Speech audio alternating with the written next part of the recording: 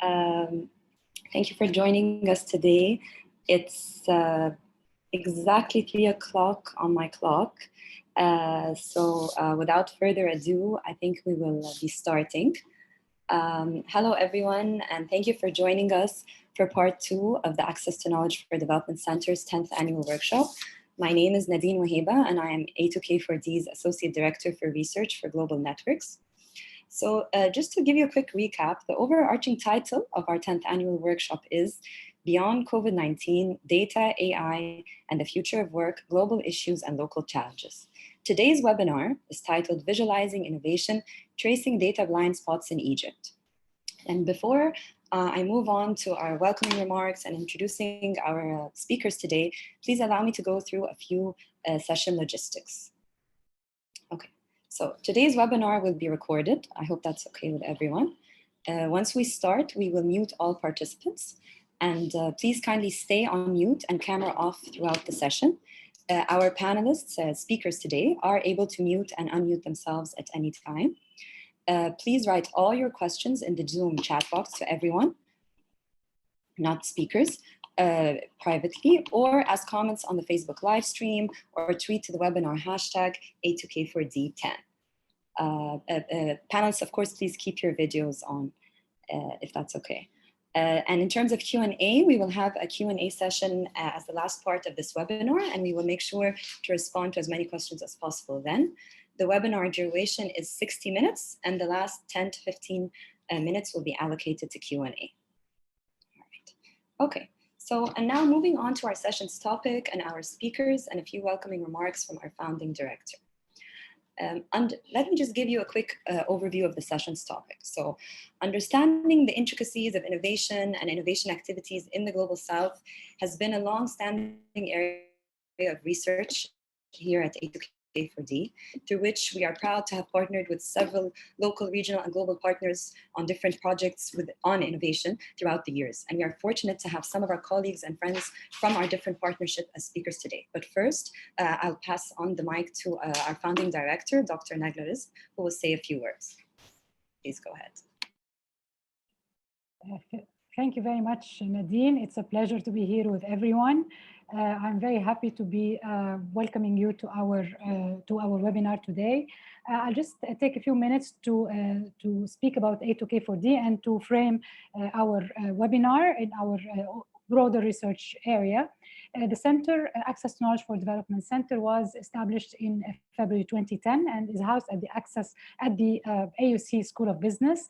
It is a regional research center engaged in empirical and policy-oriented research on topics around knowledge, technology, and development in Egypt, the Arab world, and Africa. Our research serves to impact local policy making, bring the voice of Egypt and our region to global scholarship and discourse on these issues, and build capacity of our young researchers from this part of the world. This is our 10th annual workshop, which we are doing as a series of webinars online for obvious reasons.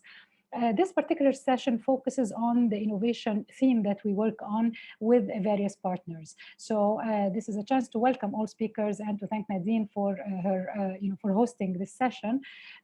So basically, we work on innovation research along 3 axes.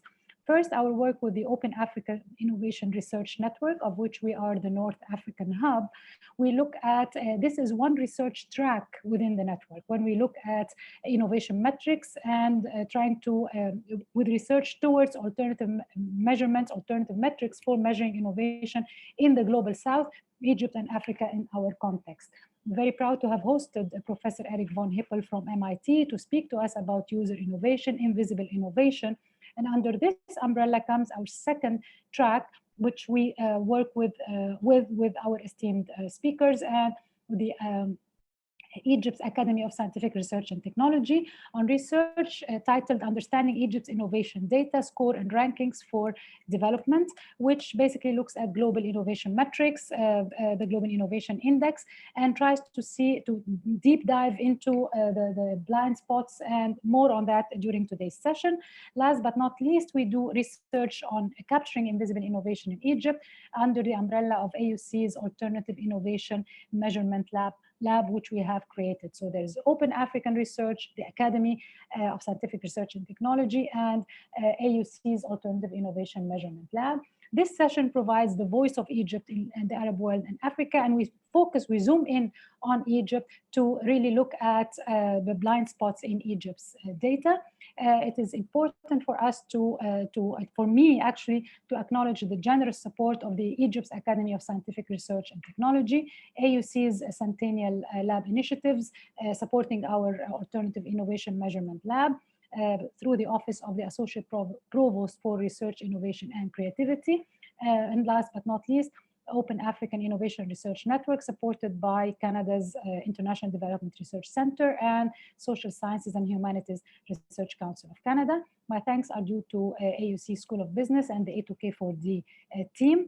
And definitely to our speakers, who I will pass on to our Associate Director, Nadine Weheba, to present. And I look forward to hearing and learning from the speakers and the discussion from the audience. Thank you very much. Back to Nadine. Thank you. All right, thanks, Dr. Nagla. So without further ado, please allow me now to introduce our wonderful speakers today. First off, we have Islam Hassouna. Islam is A2K4D's mathematical consultant, and he's consulted with us throughout our alternative innovation research fieldwork. Islam holds an MSc in mathematical modeling and scientific computing from the University of Oxford, and he also has experience in market research and energy and environmental consulting, and Islam currently works as a high school mathematics teacher. Following Islam, we are joined by Dr. Tyseer Aboulnasr, who is a professor of electrical engineering and former dean at the University of British Columbia in Canada. She is also the recipient of the prestigious Order of Ontario, Canada. And Dr. Aboulnasr currently works closely on a volunteer basis with Egypt's Academy of Scientific Research and Technology on creating a necessary environment and supporting initiatives by government, universities, and NGOs to drive a culture of foresighting and entrepreneurship and innovation in Egypt. Next, we have Dr. Hossam Abdelgawad, who is the Director of Urban Transport Technologies at SETS and is an Associate Professor at Cairo University. Dr. Abdelgawad has 17 years of experience accumulated in both Canada and the Middle East on employing data-driven innovation in transportation and the mobility sector, on smart cities, big data, open data, the Internet of Things, and data-driven city planning. We will also be joined by Sherif Awais from SETS, who will be demonstrating a data visualization tool that we've been working collaboratively on.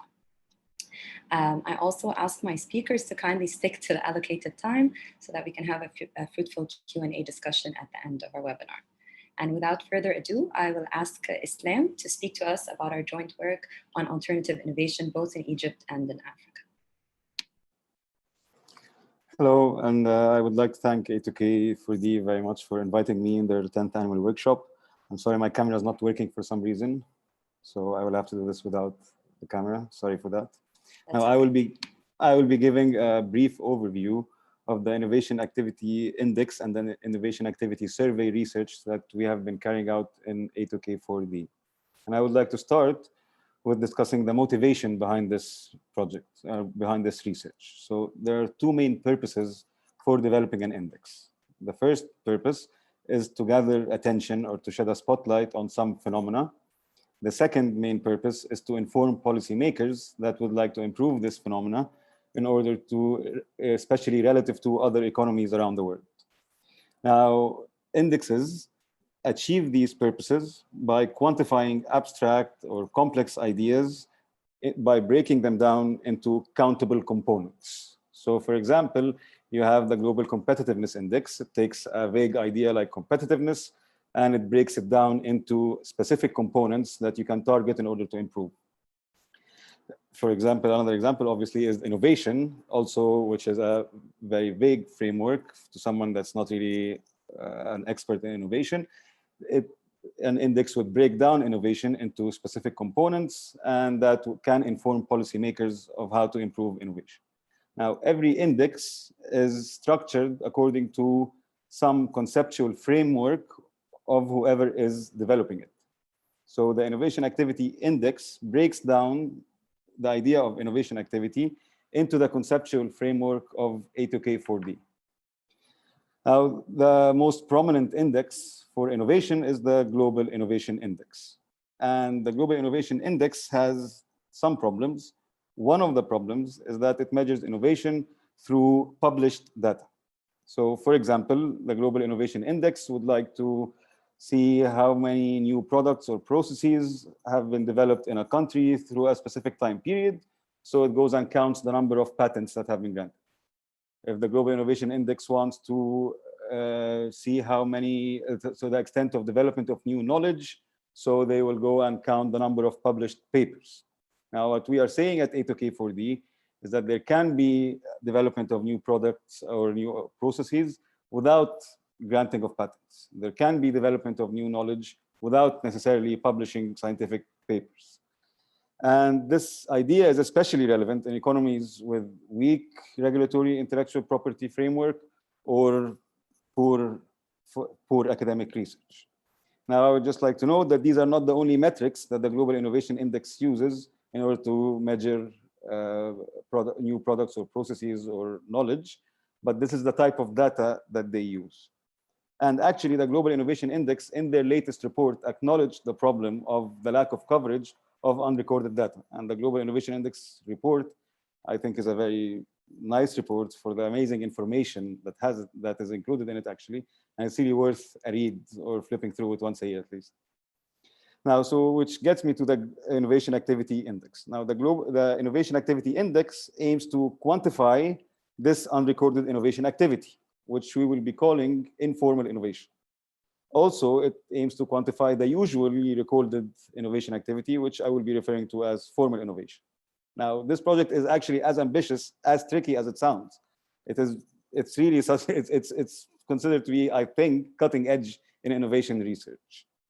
Now, there's also another layer of distinction here that so far we've talked about formal and informal innovation activity, but there might also be innovation in the informal sector as well as the formal sector. For example, if you have a car workshop that in Egypt that's not necessarily registered as a company, there is probably new processes that are being developed. There's probably new uses of certain tools and maybe even new knowledge being created, but they are definitely not going to file for a patent. But for the Innovation Activity Index, we are concerned with formal and informal innovation activity in the formal sector. Now, this gets me to the Innovation Activity Survey. Now, since by definition, the information that we would like to measure is not published or there's no data for it, then we had to create the Innovation Activity Survey as our tool in order to feed into the Innovation Activity Index. And the Innovation Activity Survey is our answer to shedding a light in the data blind spot of innovation activity. And in that, we ask directly, did you develop new products or processes? Did you patent them or not? Did you collaborate? Who did you collaborate with? So we ask market actors directly about their innovation activity. Now, I would like to clarify some points here, that we are not claiming in any way that the Innovation Activity Index will be better than the Global Innovation Index. We are also not claiming that the actual innovation that is happening in developing economies is better or more relative to the innovation that is happening in developed economies. Because in Switzerland, there probably is a lot of innovation going on that is also not recorded. We simply do not know. And what we are claiming is that there is some activity in innovation that is not covered in the Global Innovation Index that we would like to shed a light on for the purposes of gathering attention and informing policymakers.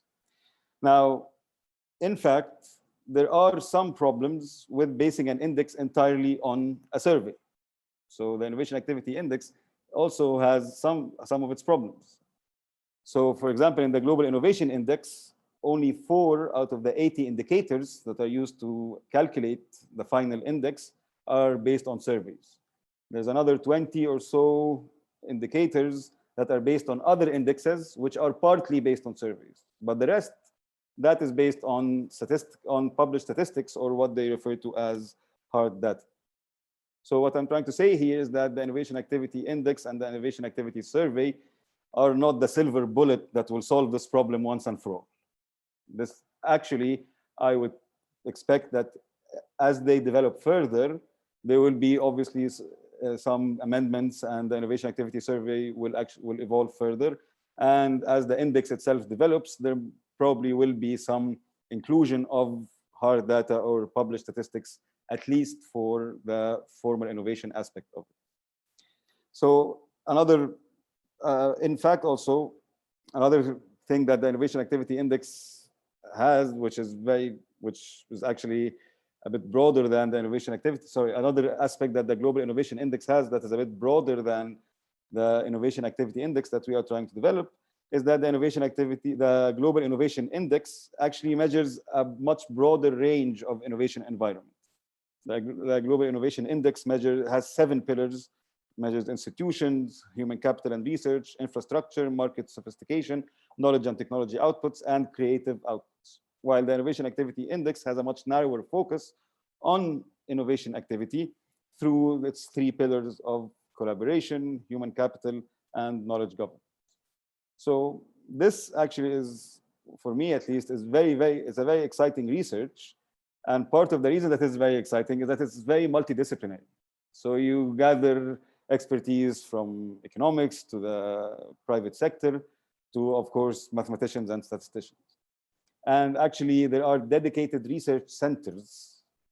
One of a famous one that I forgot the name of now is funded by the European Union, and it is solely dedicated to the design and assessment of indexes. And the question of assessment of indexes, so basically what makes an index better than another one, or what makes an index good, that's also another huge topic, another huge conversation that is part of the research into developing indices. So although this research that we are carrying out about the Innovation Activity Index and the Innovation Activity Survey have been going on for around 3 years now, it is still in the very, very early stages. And this is how tricky and how new this is. And I really hope that it does develop further. And with that, I finish and I hand back to Nadine. Thank you very much. Thank you so much, Islam. You put it so well, what we've been working on the past 3 years. And so just to recap, and Islam made this very clear, we take the Global Innovation Index as an example just because it's most widely used. And our work aims to complement these existing measures rather than create new ones to complement the existing ones, and to try and contribute to a more accurate assessment to, like Islam said, shed light on what's happening in developing countries. And we're actually in constant discussions back and forth over the several years that we've been working on this project with WIPO and other entities and agencies about how we can best go on about our work. And so thank you, Islam, for this. And moving on from our research that's been focused on capturing this alternative innovation, both in Africa via Open Air and in Egypt, supported by the AIM Lab, we'll turn now to our collaboration with Egypt's Academy for Scientific Research and Technology and with our partners at SETS International. And in this collaboration, we zoom in and are working together on better understanding Egypt's position in indices such as the Global Innovation Index through a very in-depth, complicated examination of Egypt's innovation data that feeds into indices like the Global Innovation Index. And so I will ask Dr. Tyseer Aboulnasr to please go ahead and speak. Thank you.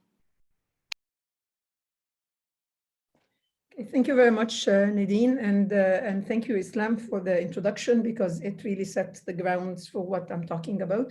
None of the innovation indices or any indices will be perfect in of themselves. Each one of them addresses a certain aspect, and the more you can have, the more you get the full picture, you get closer to the full picture. And certainly I fully agree that in the developing countries, sometimes the global indices that are set up may not necessarily capture or reflect things that are happening there, and that's has to happen when you create a tool that's one size fits all. Like you really do have to compromise on some things. So when we started looking at the Global Innovation Index as an example of global indices, you have to look at it as one of 2 ways. Either it is one of those things that each country is going to brag about or worry about or complain about. And in that case, you're going to end up being like students that are studying for the exam. And you just, when you get the grades at the end of the year, you're either very excited or very disappointed. Or we can look at it as a tool to drive evidence-based policy, which is basically what the whole team is trying to do in this exercise. We're trying to understand the index because like reporting the results is really not that useful if you're going, unless you can actually make use of the index when it comes and your ranking and how does it change from one year to the other and so on. So this was the starting point for us, that we want to understand it because we want to use it as a tool to drive innovation, not just as an assessment tool so the world knows how wonderful we are, but rather as a way for us to adjust our path and create a better environment for innovation. Two things popped out when you start looking at it from that perspective, and you do realize that innovation is not just a bunch of great, smart designers sitting someplace and producing patents or some creative goods or fancy things any which way. It actually does include regulatory environment, because that does help in the stability of the system that you have. It does include things about ease of doing business, because innovation, if it just remains in your head and is not translated into something that people can use, is actually not, in my opinion at least, not really innovation. There is no value in me being very innovative in my head if I don't take that innovation out and do something with it. So you find yourself looking at other things like ease of doing business, ease of starting businesses, insolvency, access to ICT, access to electricity. So it actually expands your understanding of what is needed for innovation to grow. And you start to realize that the indicators that are there add up together in a certain way, which reinforces the whole concept of system theory, that what's important is not just the components in your system, but how they all connect one to the other. And you realize that some of the indicators you're using in a given index, like innovation index, are actually the same ones that you use in other indices. So you start to see that there's certain indicators that might be quite important to work on them, because they affect your performance in many fields. And you can no longer sit there. I always wonder, if I were the minister and I'm asked about Egypt's ranking in the innovation index, my response is going to be, but you know what, I'm not the Minister of Education. I'm not responsible for primary education. I'm not responsible for the electricity system. I'm not responsible for that. So you realize I have my share of indicators in that index, but the prime minister or the higher ups actually have to look at the bigger picture. So it's a teamwork. It's not an individual entity that will be responsible. The other thing that pops up in mind is whether you're going to fixate on your rank and celebrate that, oh, I moved up in my rank or I moved down, or you're actually going to do what we tell our children to do, which is you should compete with yourself. You should understand your own performance and see how you are doing. And yes, I want to know where I fit in the world, but I also want to know if whatever it is that I did in the last few years has actually improved my performance, or in other words, my score, as opposed to my rank. So it is a sort of a fundamental shift in mindset. We started in this project with that perspective, and with basically three goals or three axes that we were working on. The first one is to actually understand the index, and that might sound trivial, but it is really not that trivial, to understand each one of the indicators, each one of the definitions of these indicators. How are they calculated? Where do they get this data from? Do they approximate it in one way or the other? Because if you don't understand something, then you're never going to be able to use it properly. What does it mean if I move up in this one, but I don't move up in that one?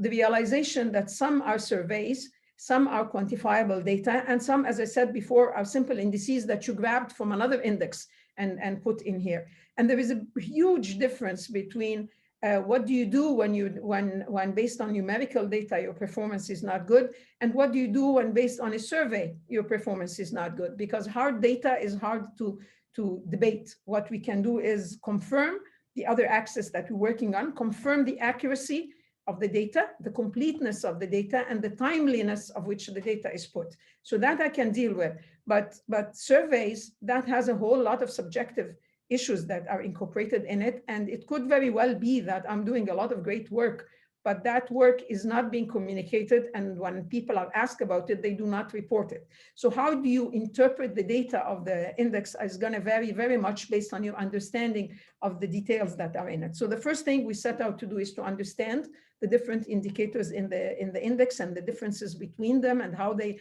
are generated. confirm, as I said, the data accuracy, the completeness of the data, and the timeliness in which it is supplied. Because if my data is back a few years, then it's not logical to judge or to assess the impact of what you have done based on data, that assessment that is based on data that is a few years back. So these are very small things. And the people who enter the data that are used for this may or may not understand or appreciate the seriousness of the data they put. So on that second axis, we're actually identifying each and every individual in each and every government minister who is responsible to upload data that ends up showing in that index, and double checking with these people. Are you including everything that should be included? Are you making sure that what you include is not something that should not be included? Sometimes they ask about numbers of people, for example, and budgets. So sometimes you might end up with people including the human beings, but not including the budgets of other institutions. So we want to make sure that the integrity of the data is accurate. So when we analyze it, we are speaking about things that make sense. The third thing that we are looking at it is to start to analyze now, after we've understood the data and verified how things are reported and how they're calculated, to actually start to analyze this. And as I said, propose ways of improving the performance. And that would be very different when I am trying to improve performance in an opinion survey versus I'm trying to improve performance in hard data. You start to realize that some of the things that may not make that much sense are actually being assessed. Like I remember they used to have one of the indicators being the YouTube uploads. And we brought that up with the people at the World Economic Forums, and we said, should I just hire a bunch of kids and have them upload themselves singing in the shower and put that on YouTube, and then I'll suddenly find myself moving up? And of course, I mean, we were joking, and he said that a lot of people were complaining about it, and lo and behold, they've actually removed that indicator from this year's thing, and in its place, they added mobile applications, the number of mobile applications uploaded. Okay, that is something we understand. So now I can go in and say, you know, how do we make sure that people are more engaged in something like this and that people actually do upload mobile applications that they generate? So the analysis was one of the key things, but without taking this all the way to the decision makers and making sure that they can actually understand that indicator and understand, based on the index and all its indicators and sub-indicators, understand the impact of what they are doing and base their decisions based on this performance, without making them see this in a simple form, then we're not going to get that tool to be used as well as it should be used. So then the next trick was, how do I make that easily available for decision makers? And this is where the visualization comes in, and my colleague, Dr. Hossam, is going to speak about that, where we said we want to create a tool that is simple to be used by a decision maker who I should not ask or expect to have 5 hours to sit and understand every single detail there, but I should be able to give him a simple interface where he's going to ask a simple question: how are we doing on this particular measure over the last 5 years? He should be able to see that, or she should be able to see that.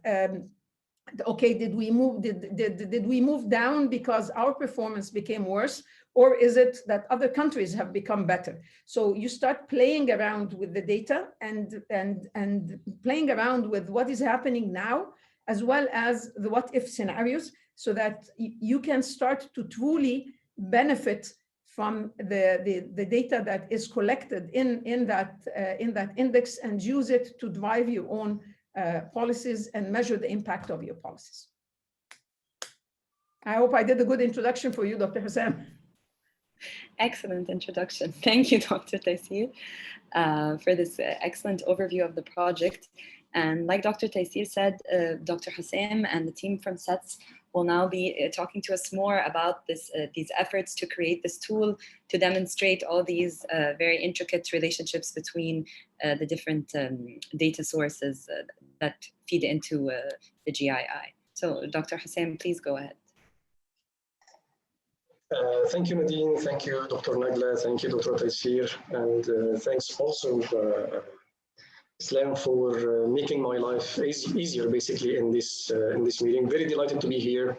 Allow me just to share my screen, if you don't mind. Just please, can someone confirm that you can see my screen and you can hear me okay? Yes, we can, Doctor. Okay, beautiful.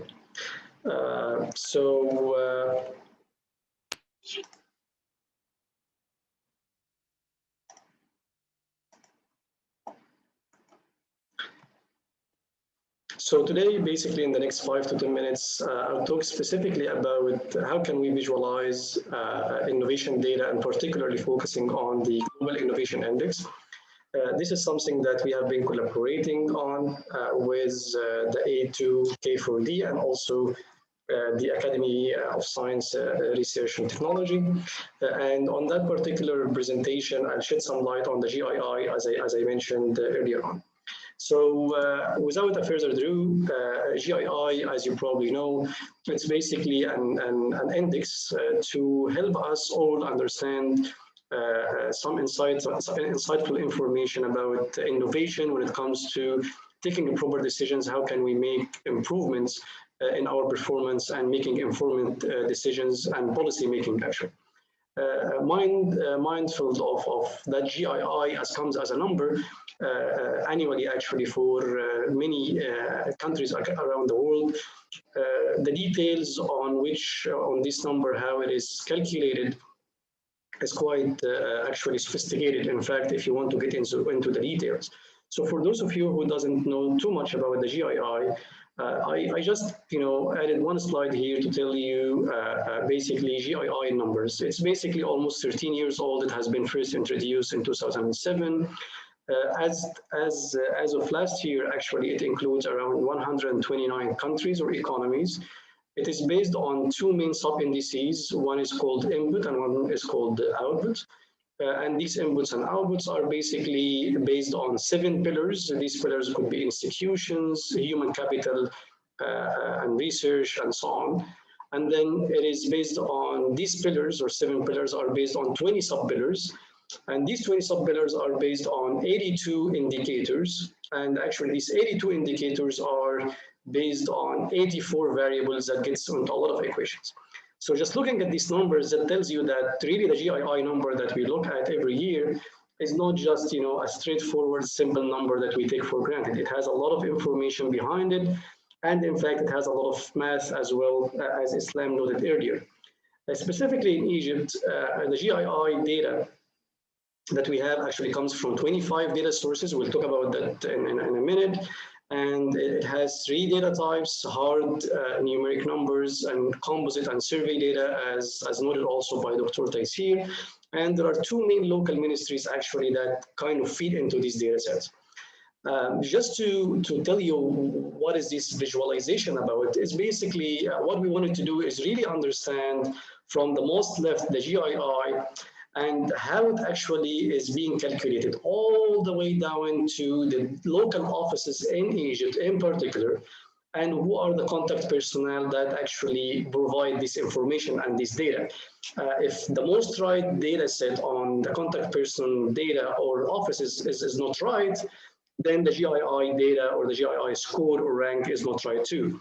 So I'll take you actually through a quick journey, if you wish, to show you how did we try to untangle that spaghetti ball, if you wish, to understand all these relationships.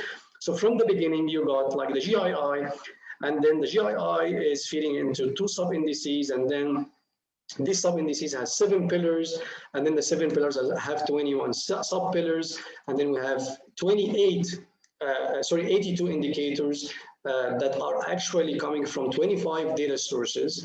And these data sources also, some of which rely on 2 main local sources.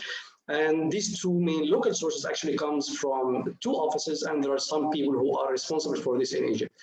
This is really yet very simple, tool to try to visualize these interactions, but powerful actually to tell us a lot of insights and stories behind it. So this is how the GII is mapped to the different input and output, and the number you see, that 105 and 75 and 30, These are actually the different data feeds or inputs that comes into the GII as a number. So it requires 105 data links that comes into it. And then we go from the input output to basically the level of the 7 pillars. And then we go from the 7 pillars to the 20 sub-pillars. And then we go to the indices and so on. One thing that is quite interesting too is to understand how these numbers are calculated. So there are a lot of variables, if you wish. These variables could be government expenditure in education, gross domestic product, total trade or whatnot.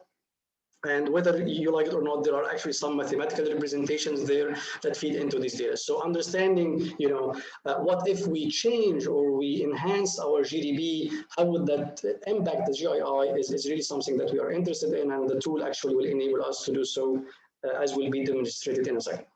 When it comes to data types, there are actually 3 data types: hard, composite surveys, and as also mentioned by Islam, the majority are hard numeric data. So we really want to make sure that this data is right. So almost 70% of the data sources or data types are hard and numeric data. Some are composite and some are surveys.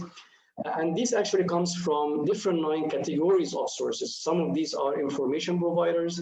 Some comes from United Nations offices, UNESCO and the like. Some also from international funding agencies like the World Bank, IMF, and the list continues. What was quite interesting also to see which of these data sources are actually contributing the most when it comes to data sets and information that is being fed. And this is basically showing you that the World Bank is really a major input source for the GII in Egypt. And again, all of this is Egypt specific indicators, and therefore we really need to understand this data that comes into the platform or the GII, and more importantly, understand its history, how recent, and also how accurate are these data. When it comes to local offices in Egypt and local ministries, you can see that there are actually 2 main ministries involved in this. And a lot of data actually are also feeding into them. And more importantly, one thing that came actually to our attention is that these indicators that feeds into the GII are not actually equally weighted, some of which play or contribute more than others when it comes to the relative weight in the calculations. These actually indicators are the ones focused on the international scene, as Dr. Tyseer actually was mentioning, the number of YouTube uploads or whatnot, and that was recently changed, I believe, all the way to foreign direct investment patterns, internet content, high technology, and so on. So understanding the relative weight of each of these is quite important. When we looked at the temporal pattern too, we have data that across 4, 5, 6 years. So what did Egypt do well, and in which verticals and which pillars? In fact, the data tells us that based on the reported numbers that Egypt did best in 2015. If you ask me now why, I would probably don't know the perfect answer for this, but the trend actually can tell us a lot of stories when it comes to digging into the details. Similarly, there was slight improvement on some pillars versus others, like institutions, and so on and so forth. When we look at output sub-indices, the trend was actually declining since 2014 and started to pick up again in 2017-18. This is something also that we are really eager to understand what was the key indicators that actually contributed to this. And the figure on the right is showing you the GII pattern overall. So with that, I actually end that little piece of introduction about what is GII and what are the different tools we are trying to build to understand these interactivities and basically interrelations, if you wish. I'll hand it over to Sharif in a 5-minute period to show you the tool that was developed to help us understand these relations and better actually take decisions when it comes to understanding the GII. Thank you. Thank you very much, Dr. Hossam. And Sharif, please go ahead, and welcome to the webinar. Hello. So we've developed this tool. It was developed by the data science team at SETS. It's meant to give us insights about the interrelations of the different components in the GII. This is the Sankey diagram that was shown in the presentation. Fully expanded. First off, if you want to get the relation between, for example, one of the pillars, With any other component, we can simply just highlight the component and it would show the relationship all the way from the GII to the ministry and the person responsible for most of the data sources within that pillar. We can also choose to display the links or the relative relationships between each of these components. We can see here that most of these indicators are just have just one link to them. Each of the subpillars have 5, and so on until we reach the 105 components in the GII. If we choose to highlight, for example, the sources, we can remove all the different columns, and we see something like this, which shows us where the data is coming from the international sources and the local sources. We can also choose to view the weights for each of these components. This will give us how much each of these nodes contribute to the GII. If we zoom in here, we can see that the indicators have different weights. But as we go towards the end result, we get more uniform weights. We can also choose to view scores all the way from 2014 to 2019. And this will give us the score at each node, not just the indicators. And we can also choose to get information on the indicator. If we click on, for example, computer software spending, we can see the equation, the definition, and the data source. We can also choose to view the trend from 2014 to 2019 for that specific indicator. This also works for higher level nodes. For example, the pillars or the sub-pillars, we can see the trends. And of course, we can choose to change the numbers and answer what-if questions. So let's say we have this number, which is domestic market scale, right there. We can choose to change it from 70.6 to any number, and it would reciprocate all the way to the final number on the left. In the future, we were planning to have the option to change the individual variables inside the indicator, which would give us a deeper look at how, for example, GDP or how any of these variables affect the overall result. Thank you for listening. All right, thank you very much, Sharif, for this demonstration. Very detailed tool that's very exciting to see develop. Before we move on to our Q&A session, I'll give the mic to Dr. Nagla to say a few final words, and then we'll move on to our Q&A. Thank you, Nadine.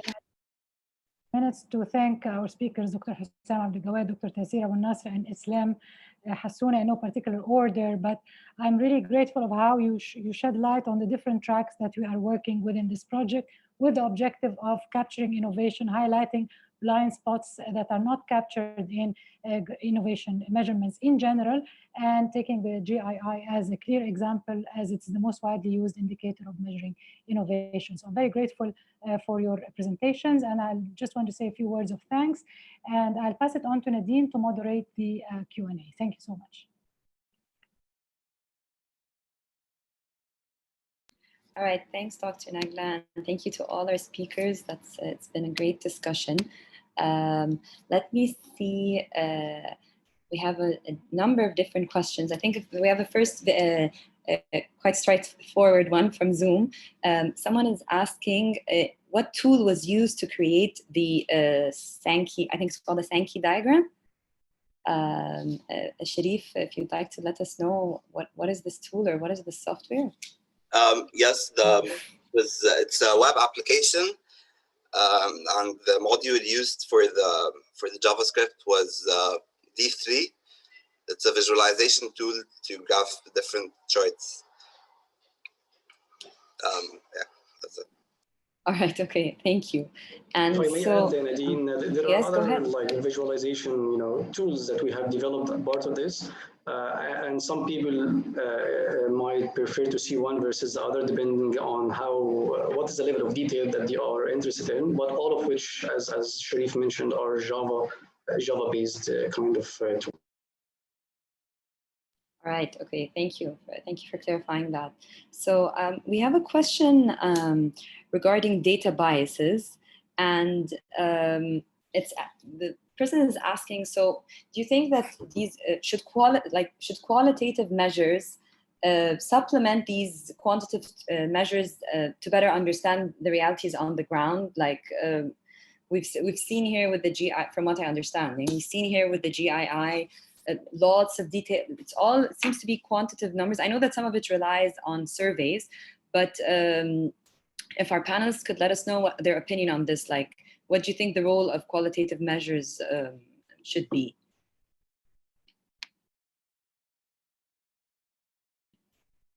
So I would go ahead, Islam. Like to address that at some part, at least. I think really the role of qualitative measures is obviously very important, and it's never going to be irrelevant. But it is irrelevant in the context of indices. The whole idea of an index is that you are quantifying this phenomena in a detailed way, and that will necessarily be, there will be some form of quantification there, even if the indicator, what you want to measure, has a qualitative nature, it will end up as a number in order for it to be calculated at the end. And this goes to how important it is that these reports are not taken just as their numbers. Like Global Innovation Index report, like 300 pages or so, and they go much beyond what is given in the tables. There's a lot of analysis, a lot of graphics, to shed some qualitative light in that. So, yeah. If I could just add, sure. Fully agreeing with Islam and what he said. Everything has advantages and disadvantages. So the quantitative things, if they're taken purely quantitative, you effectively more or less lose the soul, or lose the interactions, or lose the ability to get the big picture because you got buried into the detail. But then if I tell you a story about something, I could also end up being on the other side of it, being very subjective in there. And I think that is one of the issues with the opinion surveys. It very much is affected. Like I noticed in one of the things, for example, Egypt's rank changed dramatically from one year to the other on something that it really should not change that much on. I mean, there's nothing you could do to get that change happening. And then I realized it was an opinion survey, and it was during the time when everybody in Egypt was in a depressed state. So you ask them about something, how is that? They're going to tell you terrible. So the whole issue, I don't think, as I said before, there is one tool that is perfect. You do need the two to complement each other, and any tool that you're going to use, quantitative or qualitative, you need to understand the limitations of what you are using. So that to me is absolutely critical. The two complement one another, but none of them is perfect. And like any other tool that you're going to use for anything, you need to know that this can tell you A, but it does not describe B. So and that puts the emphasis on what we are trying to do in understanding the numbers and the performances and so on, because the understanding ends up being quite a bit more informative than just simply looking at the results of the tool, be it quantitative or qualitative. All right, thank you for that clarification, Dr. Tyseer. And just actually this brings us nicely to the next set of questions about, we've been talking about trying to capture the realities of innovation. For example, we're talking about Egypt, or also with our research through Open Air on Africa. And one of our questions asks, how do you think the work we're working on together, be it with Islam on the AIM Lab, or our project on better understanding Egypt's innovation data, how could it help towards better capturing uncaptured innovation in other developing countries? Like how would it benefit other contexts other than Egypt, for example?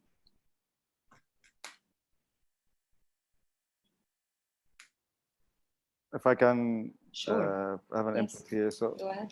I really think that this research at its heart is an academic research.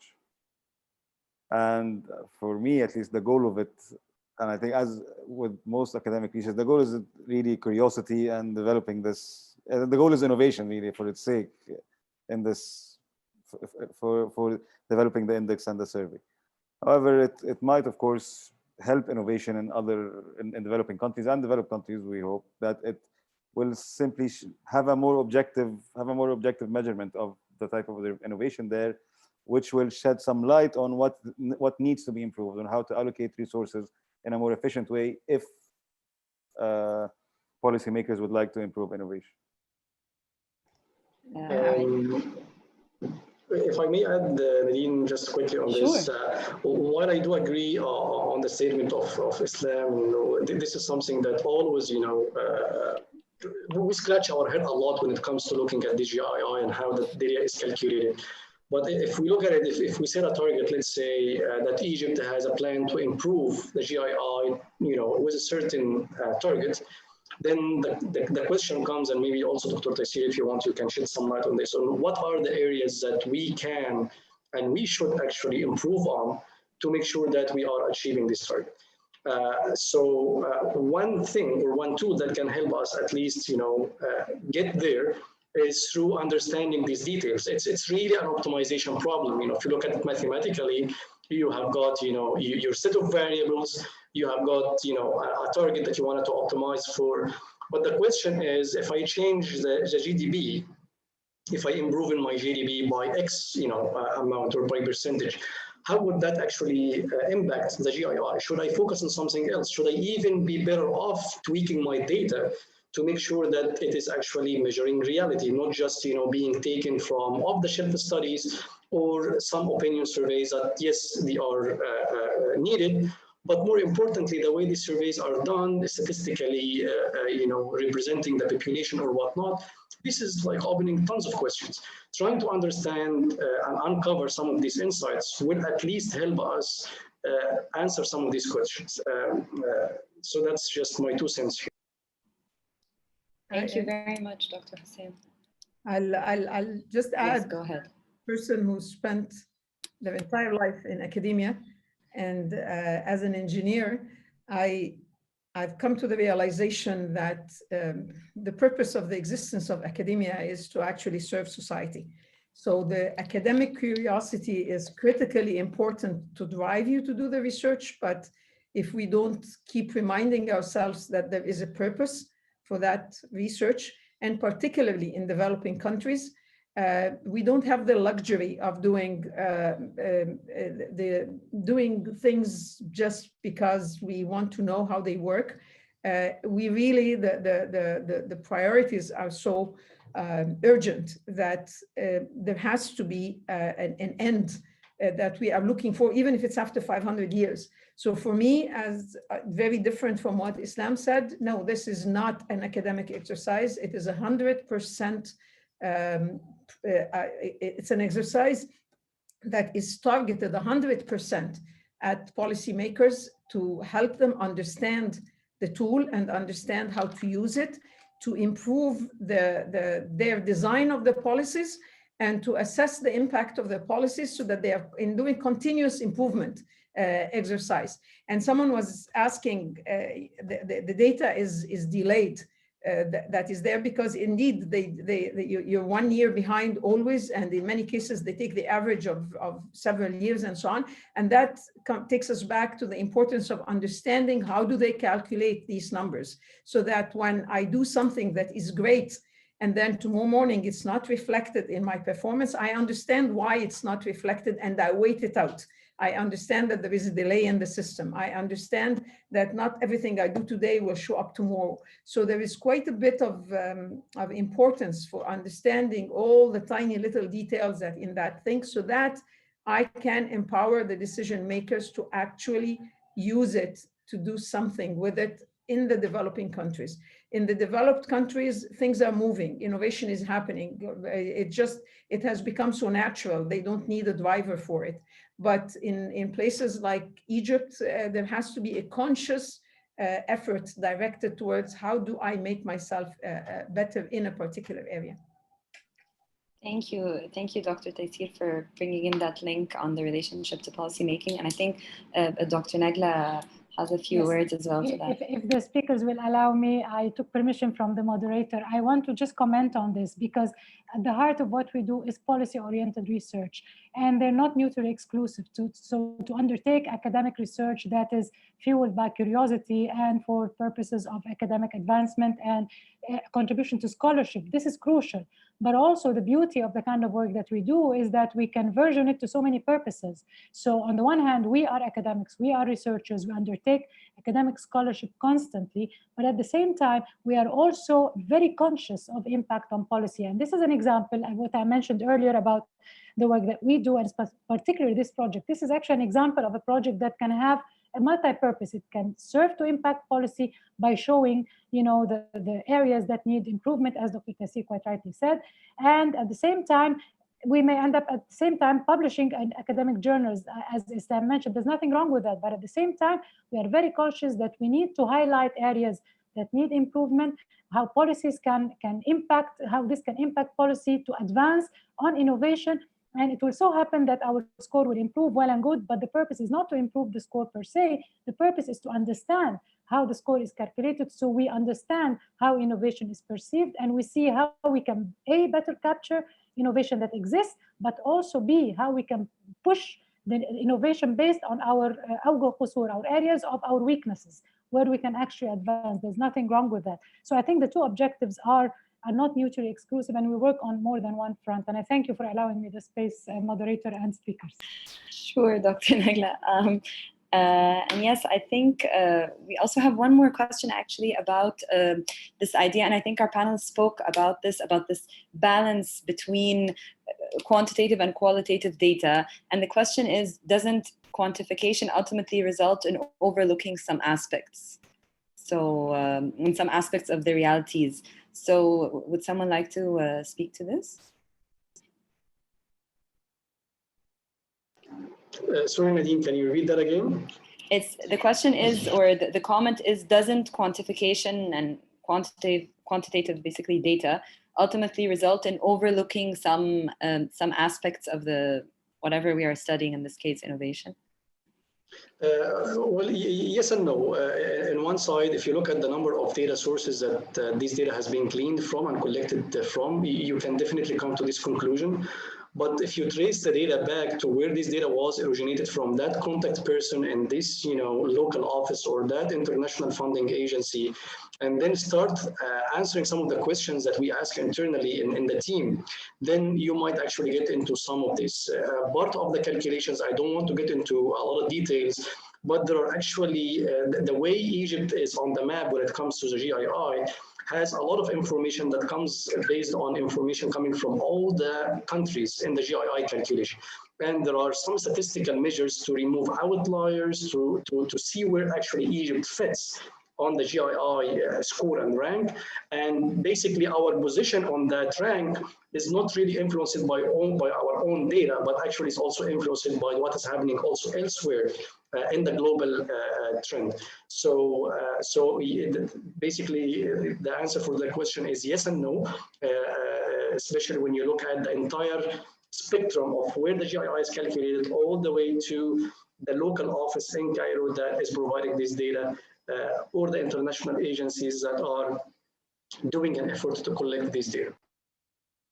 If I could just add as well that indeed, when I tell you a story of innovation in very simple places in a village somewhere, that can never be captured by the data. And trying to quantify anything qualitative, you lose part of the essence of the story when you're doing it. You cannot represent it completely. But by the same token, if you just go with the qualitative data, you lose objectivity. So you can't rely on one and not the other. You need to combine the two together. And what is nice about the global indices, with all their failings, the quantitative ones, with all the limitations and their failings, is that they rely on a very broad base of sources. So they try as hard as possible to be objective in as much as you can within the restriction of saying, I want a one size fits all for all countries. So when they do that, indeed, many of the countries that may have huge innovation happening somewhere, but that cannot be captured by the parameters that they've used over there, that will be lost. By the same token, when I start telling you the stories of the people I met and the innovation they are doing and what they told me in the survey and so on, I will get an aspect that did not show on the quantitative side, but there is no way that these stories are going to capture the amount of the data that Dr. Hossam was talking about that's collected from all these sources. So yes, when you quantify something qualitative, you lose. And yes, when you leave something 100% qualitative and do not incorporate the quantitative data in it, you lose. And the only solution to try and approach as best as you can, knowing you cannot really get the full picture, but approach as best as you can, is to put the two together in a way. And again, I repeat, to understand the limitations of every piece that goes into one of those components. I would just like to add just a brief thought I have about the losing of details. Of course, there will be losing of details throughout, and there's even greater losing of details. You're actually losing detail of quantitative data when you're doing an index. You start with 80 numbers, you end up with one number. There's a lot of details that are getting lost throughout the way. But the idea is, the balance is that is there value added from aggregating this data or not? And this is where really at the heart of index assessment and index auditing, which the research centers I mentioned work on. So there is a data loss, of course, but is there value added enough that you would lose this data? I'd just like to, I know we're ending up here, so I'd just like to add that the debate that we just had about the curiosity or the motivation for the research, whether it's purely academic or purely application, it is really a great example of how this topic can bring actually a lot of disciplines together. For example, for me, engineers, they're just too focused on applications for their own good. Coming from a mathematical background, I really don't focus on application that much. And it really takes the humanities, the economics, the business, in order to group these two perspectives together. So I really think that this is why this research for me is that exciting, that it combines all of these disciplines together with their outputs. So thank you. Maybe we can have a special session on this, but just to correct one word there, I was not focused on the application. I was focused on the goal, on the impact, on the final impact of what you're doing, not the application of it. But this would be a fun exercise to speak about in general. I would love to, and I'm a firm believer in the value of humanities and the importance that it brings into the discussion. There is absolutely no question about that. Thank you, everyone. And just maybe a final question on this link between all this work, this multidisciplinary work that we're doing, and policy making, like Dr. Tyseer alluded to. If you could perhaps give us some examples of how this work, for example, would specifically impact innovation policy making, perhaps to fulfill the SDGs or things like Egypt's Vision 2030. Sorry, who are you asking the question to, Nadine? Actually, maybe to you, Dr. Tyseer. No, I would pose it to Dr. Negla. All right. Yeah, I'll ask Dr. Negla. So, okay, thank you very much. This is okay. Well, I will say a few words, but then I want to leave a minute for everyone to say final, for the speakers. No, I think it's important, going back to this policy issue. The question, if there is an area, for example, if we find that there is room for improvement, just to be on a positive note, in areas, let's say, encouraging young entrepreneurs or mobile applications. Let's take mobile applications because Dr. Tyseer, it was mentioned that this is coming up recently in the index. If we see that our performance in this area stands to be improved compared to other countries in the world, then by all means, if we go to the policymaker and say this is an area where there is room for human skill development, building capacity, more policies, because I saw a number of questions about regulation, a regulatory environment, etc. There could be room for a regulatory environment that encourages, that is enabling for the start of entrepreneurship of small business in this particular area, for example. So if efforts go in this direction, this would be a policy recommendation, and this for sure would help promote Egypt's position, yes, in the Global Innovation Index, but also it will promote Egypt's innovation. And additionally, in Egypt's 2030, I'm very aware, I wrote a paper on knowledge, what so-called knowledge economy for 2030. And there's lots of recommendations to promote youth entrepreneurship in the area of technology. So this links between, I'm giving an example. If we find this component of the indicator from our research that is lacking and there's more to be done, or it's not well captured, and there's areas that could be encouraged, there is a policy recommendation that would immediately feed into the Egypt 2030, and then we can actually do a review of the SDGs and find quite a few that employment and others, technological advancement, etc., that would be fulfilled. So this is just one example that closes the loop between the research that we do in looking at deficiencies in performance of innovation and eventually the link to development.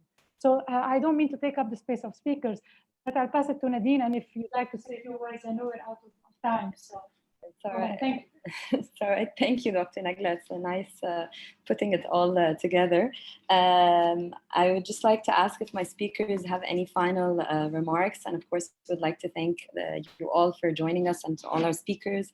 And yes, if anyone has any closing remarks, please go ahead. I would just like to thank again A2K4D for inviting me in their 10th annual workshop. And I consider myself very lucky to be with such an amazing panel with Dr. Tyseer and Dr. Hossam. And thank you very much for that, and I hope everyone enjoyed it. Thank you, Islam. We're very happy to be long-term friends with you.